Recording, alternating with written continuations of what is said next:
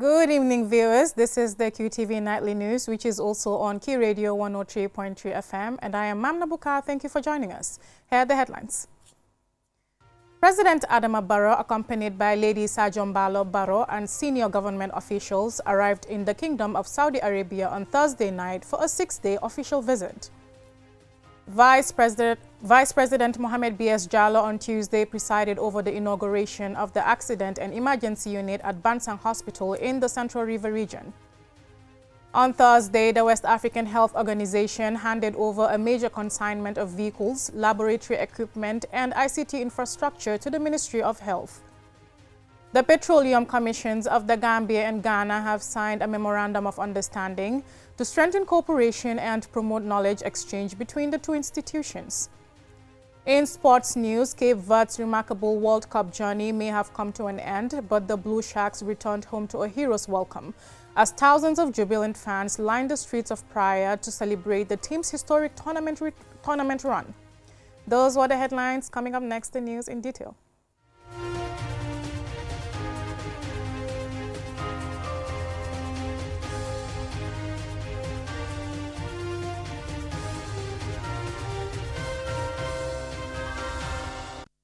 Welcome back, and thank you for staying with us. Now, President Barrow, accompanied by Lady Sajombalo Barrow and senior government officials, on Thursday night arrived in the Kingdom of Saudi Arabia for a 6-day official visit that combines religious observance with high-level diplomatic engagement. Ali Sise is monitoring, and he now reports. On arrival, President Barrow and his delegation were warmly received by His Royal Highness Prince Saud bin Naha Al Saud, Governor of Medina. Deputy Governor, welcome, Mr. President. Thank you very much. Welcome to Medina. I'm fine. Also at the airport to welcome the Gambian leader were the Gambia's ambassador to the Kingdom of Saudi Arabia, Mamburin Jai, and embassy staff. The President will perform Umrah, sometimes referred to as Islam's lesser pilgrimage, which is one of Islam's most significant acts of worship. Unlike the Hajj, which can only be performed at specific dates according to the Islamic calendar, Muslims can perform Umrah at any time of the year. Its 4 core rituals include entering the state of ritual purity called Ihram, circumambulating the Kaaba known as Tawaf, walking between Safa and Marwa known as Say, and for men, shaving or trimming their hair known as Tahallul. For women, the latter ritual includes cutting off a fingertips length of hair. The Gambian leader will also hold talks with senior officials of the Muslim World League and the Secretary General of the Organization of Islamic Cooperation in Makkah.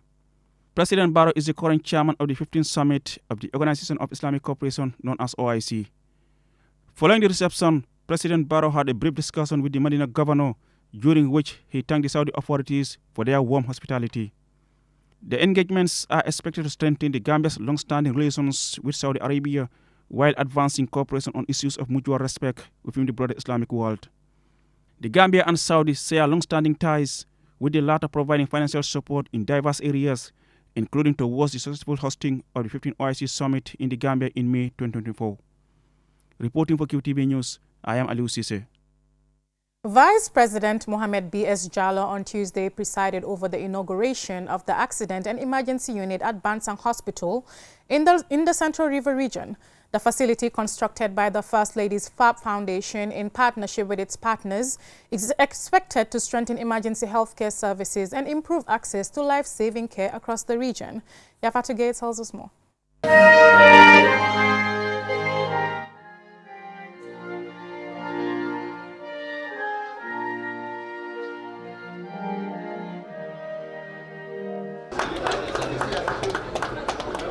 The ceremony was attended by First Lady and FAB Foundation founder Fatoumata Barrow, the Minister of Health, Cabinet Ministers and other dignitaries. The project was sponsored by the Church of Jesus Christ of Latter-day Saints and the Gambia Port Authority. First Lady Fatoumata Barrow underscored the importance of the facility in improving access to quality healthcare for all. For many families in the Central River region, Upper River region and nearby communities, reaching emergency medical care had been a long and difficult journey. Too many lives have been put at risk because of delay, especially mothers during childbirth, sick children, and victims of road accidents. Vice President Mohamed B.S. Jallow, representing President Barrow, reaffirmed the government's commitment to improving healthcare services across the country. This facility represents more than a unit within the Bansang General Hospital. It stands as a national promise that we will continue investing in our people, a promise that quality healthcare will reach those who need it most, also as a promise that no Gambian will ever be left behind in our pursuit of universal health coverage. Usman Ba, Governor of the Central River Region, and Masrending Jai, CEO of Bansang Hospital, said the Accident and Emergency Unit will improve access to emergency medical care for people across the region. Every day, patients with critical injuries and medical emergencies depend on timely and quality health care. This facility will significantly enhance the hospital's capacity to provide prompt emergency treatment, reduce avoidable deaths, and improve the quality care for the people of Central River Region. Of course, in emergency department, every second matters, every life matters. And these things cannot be achieved without a conducive environment. Therefore, the emergence of this extended emergency unit at Bansang General Hospital cannot be overemphasized. Because one, it is a sign of hope. It is a sign of comfort and a sign of relief for our staffs. Mamadou Drame is the board chairperson of the FAP Foundation. Today, we are demonstrating that compassion, collaboration, and a shared vision can create lasting change for generations to come.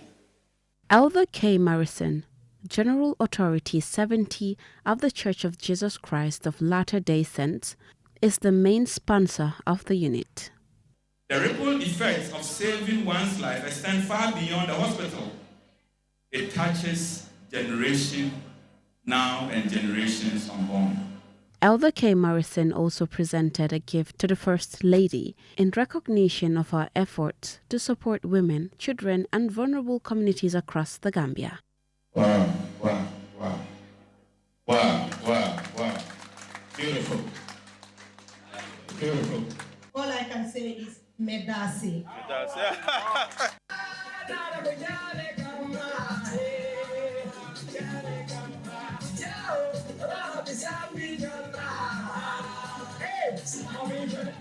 Reporting for QTV News, this is Yafatu Gay. On Thursday, the West African Health Organization, WAHO, handed over a major consignment of medical vehicles, laboratory equipment, and ICT infrastructure to the Ministry of Health to bolster the Gambia's emergency healthcare infrastructure and response capacity. I attended the handing over ceremony, and this is my report. The high-level event, which brought together major regional and national dignitaries, is a significant step forward in strengthening regional and national health security. Under the Regional COVID-19 Response Project, which supported by the African Development Bank and implemented by the West African Health Organization, WAHO, aims to strengthen health system resilience and emergency medical response across ECOWAS member states. The items handed over to the Ministry of Health include 10 fully equipped ambulances, 2 Toyota Prado Land Cruisers, and a wide array of specialized medical, laboratory, and information and communication technology tools designed to address critical gaps in emergency medical services, enhance diagnostic capacities in laboratories across the country, and modernize health information systems through updated ICT infrastructure. Officials note that while the project was conceived during the height of the COVID-19 pandemic, the assets handed over today serve a broader purpose of improving day-to-day patient care. Mohamed B.S. Jallow, the Vice President of the Gambia, called the initiative a testament of the power of regional solidarity and strategic partnerships in addressing fundamental challenges. The Gambia remains committed to working with our sister nations on the ECOWAS banner to prepare for future pandemics, reduce maternal and child mortality, and combat non-communicable diseases. I am confident that with this assistance, our health workers will save and bring comfort to many families. As I formally receive these assets on behalf of His Excellency the President of the Republic and the Minister of Health, I declare them ready for service. May they serve reliably, May they symbolize our collective resolve to build a healthier and more prosperous Gambia. Dr. Ahmadu Lamin Samate, Gambia's Minister of Health, expressed deep appreciation for the items, stating that it will be beyond central to the advancement of Gambia's health sector. He, in the same vein, then keyed on the collaborative relationship the ministry shares with WAHO. I think the partnership between WAHO and the Ministry of Health has been long-standing. WAHO has been very, very supportive when it comes to capacity building, training within and outside the country. For us, welcoming such people in Gambia and to the Ministry of Health certainly is a joy. Here is Dr. Omar Aliu Toure, the president of the ECOWAS Commission. Let us protect and sustain these investments for the benefit of our people and future generations. Let this ceremony be a reminder that our unity is our strength. By investing together, we are building resilient health systems that can protect our peoples and ensure a prosperous future for the 400 million citizens of our region. As the newly acquired ambulances and equipment are deployed to health facilities across the country, stakeholders are optimistic that this intervention will significantly help to elevate the overall standard of healthcare delivery in the Gambia. Mamna Buka, reporting for QTV News. We will now go for a commercial break. When we return, we have more national and sports news stories. Do stay tuned.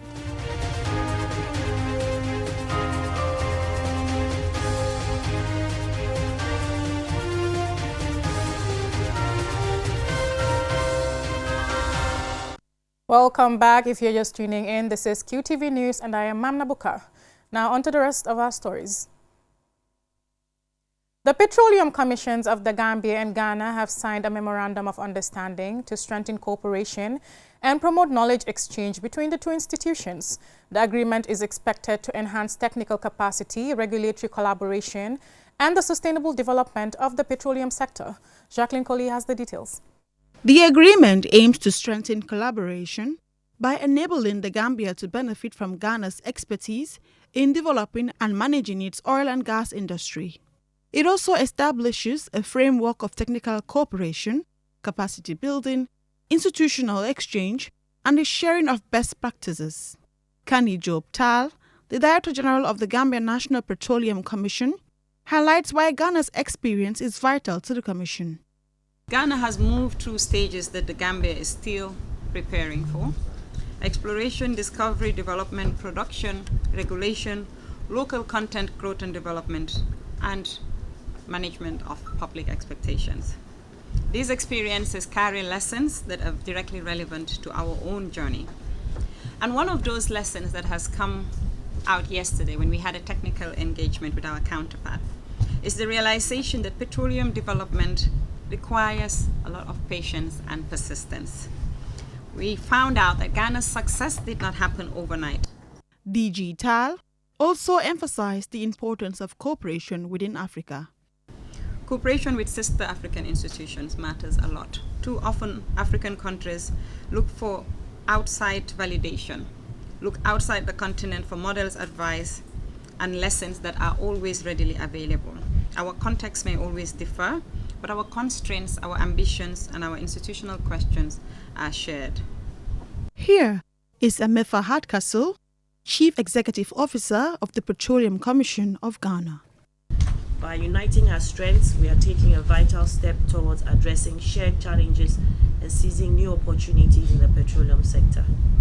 Distinguished ladies and gentlemen and our friends from the media, in an increasingly interconnected world, collaboration and cooperation is key to sustainable growth.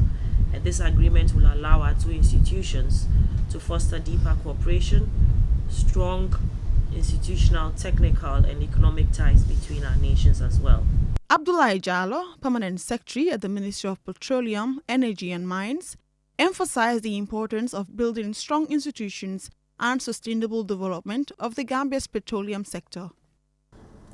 The Gambia, as an emerging petroleum jurisdiction, recognizes that building strong institutions is just as important as discovering petroleum resources. Our vision is to establish a transparent, accountable, and efficient petroleum sector that delivers lasting benefits to the Gambian people. Achieving that vision requires learning from those who have successfully walked through this path before us. Officials say the partnership will strengthen the Petroleum Commission of the Gambia's regulatory capacity as the country works to develop a transparent, efficient, and sustainable petroleum sector.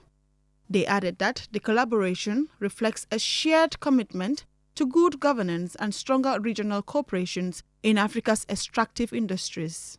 Reporting for QTV News, I'm Jacqueline Coley. Now, 50 tourism entrepreneurs from across the Gambia have completed an intensive tourism product development training designed to equip them with practical skills to create innovative market-ready tourism products and experiences. Oliam Kamara has more. The program, implemented by the International Trade Center under the European Union-funded Youth Empowerment Project in partnership with the Government of the Gambia, concluded with a strong call for entrepreneurs to prioritize quality, innovation and sustainability as the country works to diversify and strengthen its tourism sector. The 4-day training brought together owners of hotels, lodges, restaurants, tour companies and other tourism enterprises and provided practical skills in product development, customer experience, marketing, commercialization and sustainable business practices. Yusufa Keita is the International Trade Center's country representative. One of the key things that we really want to focus on is to enhance the experiences of tourism businesses in the Gambia, the offerings that they have, so that it can be improved to bring more tourists to the Gambia. Ngone Pane, the managing director of ENP Group, says the future competitiveness of the Gambia's tourism industry depends on innovative entrepreneurs who can transform local culture, heritage, cuisine and nature into authentic experiences that attract more visitors, create jobs and generate income for communities. It's not on projects, it is not on the assets we have, it is on the people. And I do think ITC has done well, supported by the European Union in partnership with the government of the Gambia to have supported such a program. Participants were encouraged to continue investing in their professional development, particularly in financial management, digital marketing and business innovation, to ensure their enterprises remain resilient in an increasingly competitive tourism market. Here is Lumana Kumashi, the European Union's representative to the Gambia. By working together, sharing experiences and learning from one another, you have demonstrated that innovation flourishes when people come together with a common purpose. Delivering their motivational addresses, Lynn Sala, the Chief Executive Officer of African Adventure Tours, and Aidaba, Yabwe Home Cooking CEOs, reflected on nearly 3 decades of experience operating in the Gambia's tourism and culinary industry.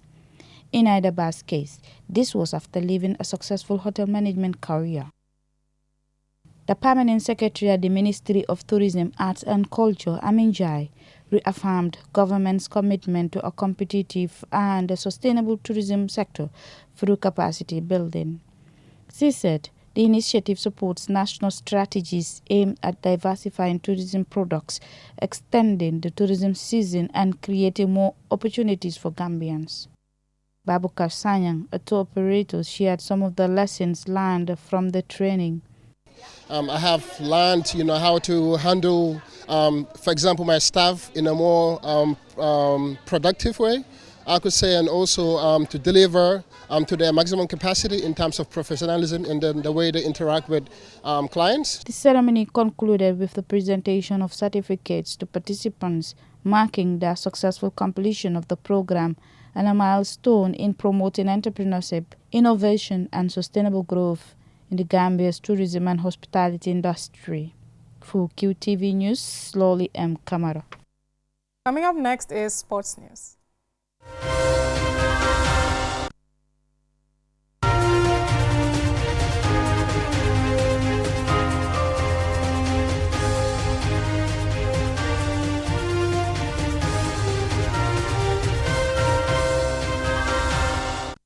The World Cup is still on, but not every team that has left has done so with sadness.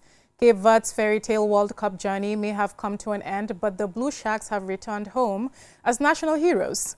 Thousands filled the streets of Praia to celebrate the team's historic tournament debut, while their remarkable run has also drawn in supporters far beyond the islands. CGTN's Julie Shear reports from Lisbon.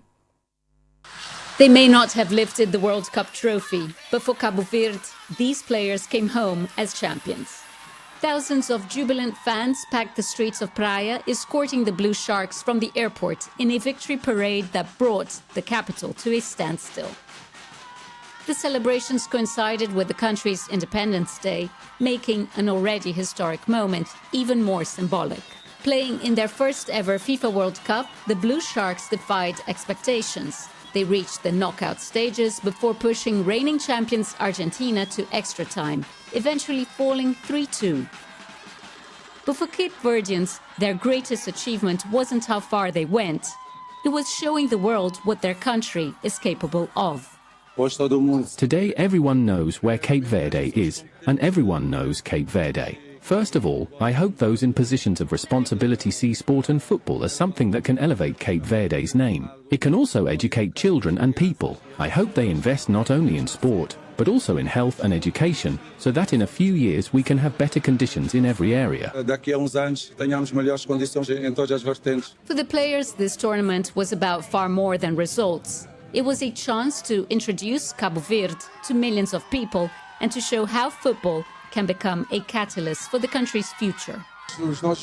Our players and our team clearly showed that we belong on that stage. The people inside the stadium and everyone watching around the world felt that Cape Verde honored its qualification. We may be a small country, but we always say our hearts are big, and so is our football. That belief is now shared well beyond the dressing room. Football leaders say the country's historic campaign has changed expectations, not just for the national team, but for what Cabo Verde can achieve internationally. I think we lived up to expectations. We could have gone even further, but that's football. Overall, we are satisfied with our performance and with what we achieved. A lot will change, our organization will improve, and the way we work with our stakeholders will certainly evolve. That's important because together we can continue raising the level of Cape Verdean football. For many, the team's success is already leaving a legacy. Portugal has a huge Cape Verdean diaspora, and I happen to have found Yolanda Alvarenga Monteiro, the sister to Ramiro Monteiro. How proud are you of your brother? I am very, very proud of him. It is a country so small that it made football history by proving that even 1% can make a huge difference. Today, everyone talks about Cape Verde, and everyone knows Cape Verde. They delivered an outstanding performance here and proved that a small nation deserves respect. Their campaign was remarkable, standing proudly alongside the performances of the other national teams. Although the winners of this World Cup are still to be decided, Cabo Verde has already claimed a victory of its own, winning the hearts of football fans around the world. Here in Portugal, home to the largest Cape Verdean diaspora, the pride is easy to see. The Blue Sharks may have left the tournament, but they've firmly put Cabo Verde on football's world stage. And for many, this is only the beginning of what the country can achieve. Julie Shara, CGTN, Lisbon, Portugal. That report brings us to the end of this bulletin, but before we go, here's a recap of the headlines.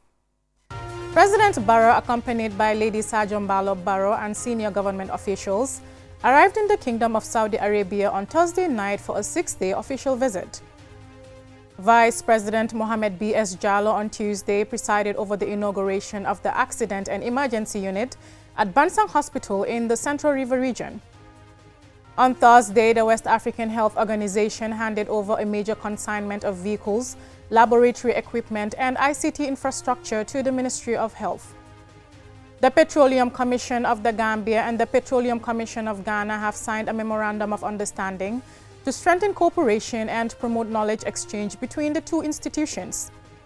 In sports news, Cape Verde's remarkable World Cup journey may have come to an end, but the Blue Sharks returned home to a hero's welcome as thousands of jubilant fans lined the streets of Praia to celebrate the team's historic tournament run.